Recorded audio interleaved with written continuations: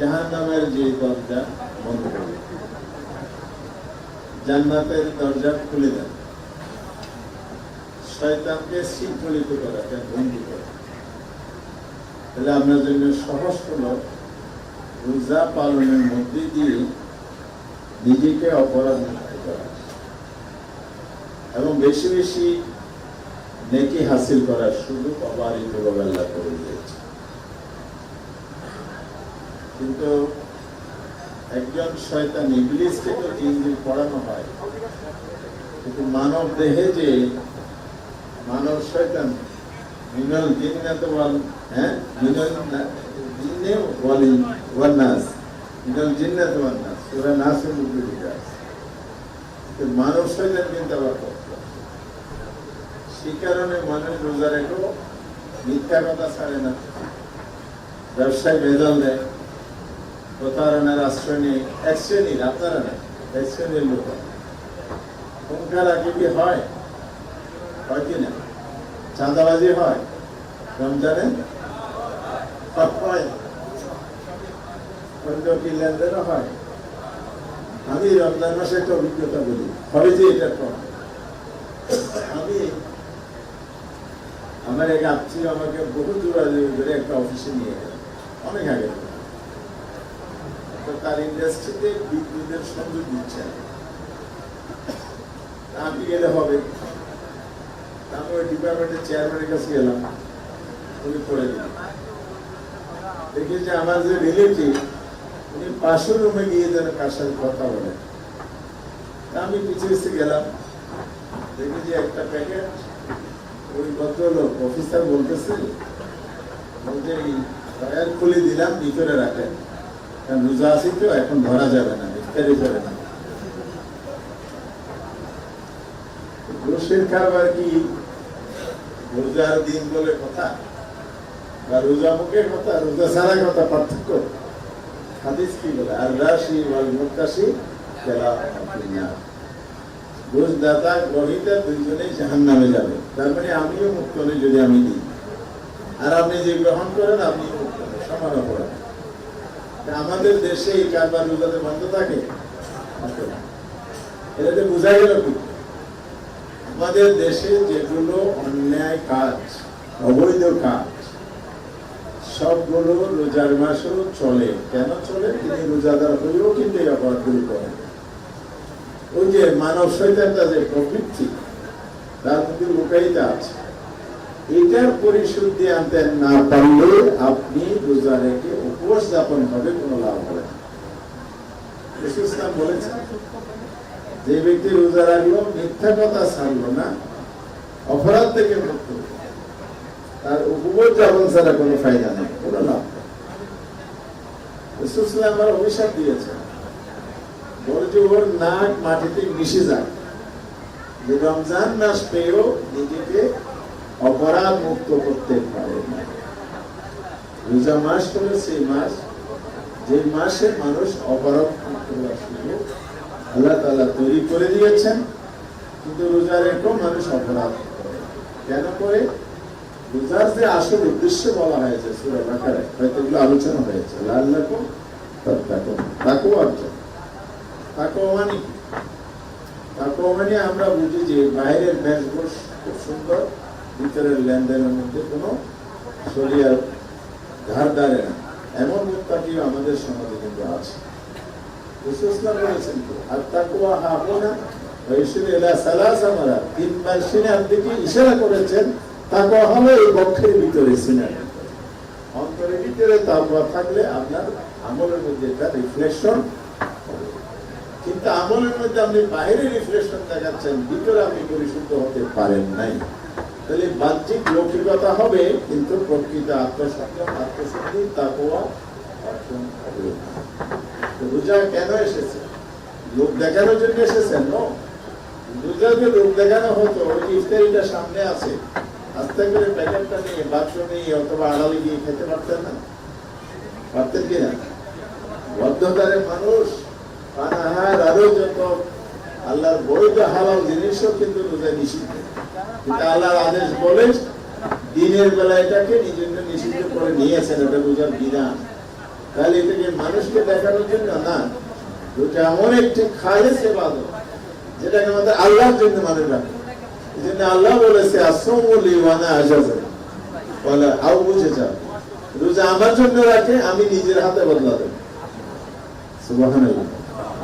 অত আমি নিজে রোজাদারের মতো। এত মর্যাদা দিয়েছেন কেন? এখানে ইখলাসের সুযোগটা বেশি। রোজা লোক দেখানোর কাজ নয়, এটা মানুষ আল্লাহকে খুশি করার জন্য রাখে। হাদিসে এটাও বলেছে মান সামা ঈমানান ওয়া ইহতিসাবা গুফিরা লাহু মা তাকাদ্দামা মিন যানবি। যে ঈমানের সাথে আল্লাহকে খুশি করার জন্য নিচের আল্লাহর রাস্তায় রোজা রাখে, তার অতীতের সমস্ত গুনাহ আল্লাহ মাফ করে দেন। তাহলে রোজা আপনাকে নিষ্পাপ করে দেওয়ার একটা সুযোগ আছে। এই জন্য আমাদের চেষ্টা করতে হবে, পুরো যাওয়া শুরু নয়, আমি কতটুকু নিজের মধ্যে আল্লাহকে ভয় করার গুণাবলী বৈশিষ্ট্য অর্জন করতে পারি, পেরেছি কি না। মাস শেষে যদি দেখা যায় আগের চরিত্রে আমার হয়ে গেছে, তাহলে আমি উদযাপন করেছি, হাসিল হয়। আমার জীবনের মধ্যে পরিবর্তন আনতে, আমি যদি আগে রাষ্ট্রের সাথে সম্পৃক্ত ছিলাম, এখন নাই, এটাই আমার পরিবর্তন। আগে আমি চাঁদাবাজির সাথে সম্পৃক্ত ছিলাম, এখন নাই।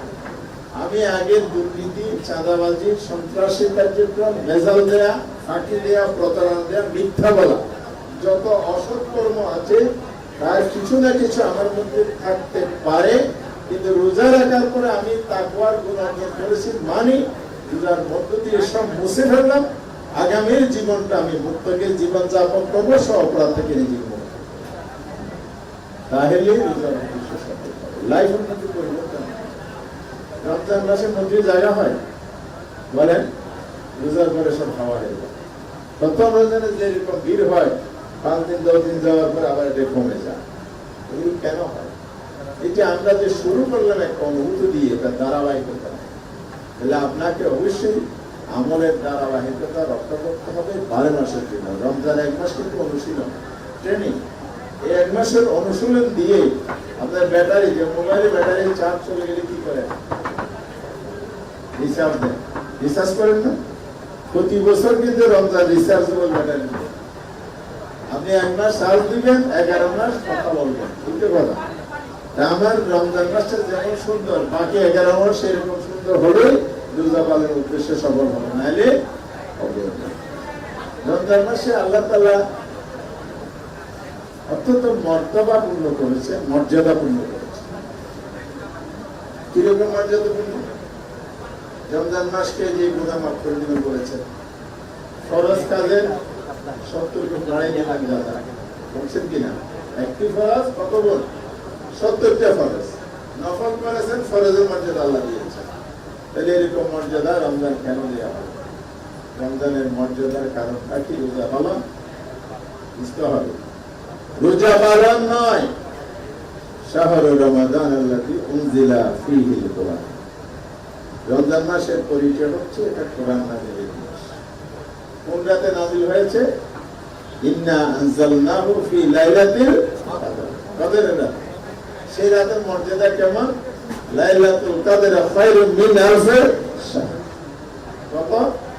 1000 মাসের চাইতে একটি রাতের মর্যাদা দিয়েছে। সুবহানাল্লাহ। কত মর্যাদাটা কিসের? এই রাতে, কদরের রাত। এত মর্যাদা কেন? কোরআন নাযিলের রাত। রমজান মাস এত মর্যাদা কেন? কোরআন নাযিলের মাস। মর্যাদা কার?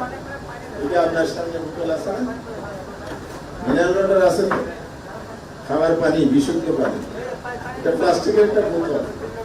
এই বোতলে যদি আপনি মিনারেল ওয়াটার রাখেন, এখানে সযত্নে রাখেন কিনা? পানি সযত্নে রাখেন না? যদি এখানে আলকাতরা থাকে, আলকাতরা ছিলেন নাকি কেরোসিন থাকে, এটা ফ্লুইডে করা করে। আর যদি মিনারেল ওয়াটার রাখেন, সুরক্ষিত ভাবে আপনি ফ্রিজের মধ্যে রাখেন অথবা পরিষ্কার জায়গায় রাখেন। পার্থক্য কি? প্লাস্টিকের বোতল কিন্তু একই ইন্ডাস্ট্রি, একই কোয়ালিটির প্লাস্টিক, কিন্তু একটা মর্যাদা সুরক্ষিত সম্মানের জায়গায়, আর একটা ফ্লোরে গড়াগড়ি করে। এটার কারণ কি? এটা কি বোতলের প্লাস্টিকের মর্যাদা না ভিতরের পণ্যের মর্যাদা? পণ্যের মর্যাদা পার্থক্যের কারণ। তাহলে আল্লাহ তাআলা 365 কিন্তু সমান, কিন্তু একটি রাতকে এত মর্যাদা করেছে কোরআনের কারণে, একটি মাসকে 12 মাসের আলাদা করেছে কোরআনের কারণে। তাহলে কোরআন নাজিল হওয়ার কারণে মাস মর্যাদাপূর্ণ হয়, কোরআন নাজিল হওয়ার কারণে রজনীতি মর্যাদাপূর্ণ হয়, বরকতপূর্ণ হয়। আর সেই কোরআনকে যদি কোনো ব্যক্তি ধারণ করে লাইফের মধ্যে, সে আল্লাহর কাছে মর্যাদাপূর্ণ হবে কিনা? তাহলে আমার পুরো লাইফটা কোরআনকে ফলো করতে হবে। আর সমাজ যদি কোরআন ধারণ করে, সেই সমাজ মর্যাদাপূর্ণ হবে কিনা? রাষ্ট্র যদি কোরআন ধারণ করে, সেটা অবশ্যই মর্যাদাপূর্ণ হবে কিনা? অবশ্যই হবে।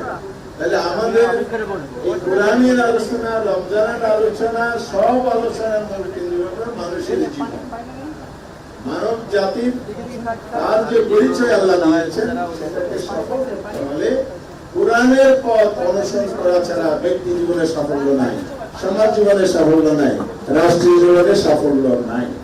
যে ব্যক্তি কোরআনকে ফলো করবে, কোরআনের আদেশের বিরুদ্ধে গিয়ে তারা কি রাষ্ট্রের সম্পদ খেয়াল করার সুযোগ আছে? এই জন্য আমরা বলছি কি, দুর্নীতিমুক্ত বাংলাদেশ, ইনসাফের বাংলাদেশ, বৈষম্যমুক্ত বাংলাদেশ। এই বক্তব্য নিয়েই তো আমরা আপনাদের সামনে এসেছিলাম, আসলেন। কিন্তু সেই জায়গায় আমরা যেটা আশা করেছিলাম, সেটার প্রতিফলন পুরোপুরি হয়েছে। কেন হয়নি? তারা করে যার কাছে আল্লাহর কাছে জবাবদিহিতার হয় না। যদি ইঞ্জিনিয়ারিং করার সময়, সিল মারার সময়, জাল করার সময়, অথবা রেজাল্ট পরিবর্তনের সময় মনে করতো ইন্না ইলাইনা ইয়াবাহুম ওয়া ইন্না আলাইনা হিসাবাহুম, আমাকে আল্লাহর কাছে জবাবদিহি করতে হবে, ফিরে যেতে হবে, হিসাব দিতে হবে। কিন্তু এই লালনটা যদি জীবনের সকল ক্ষেত্রে আমরা রাখতে পারি, তাহলে ইনশাআল্লাহ আমাদের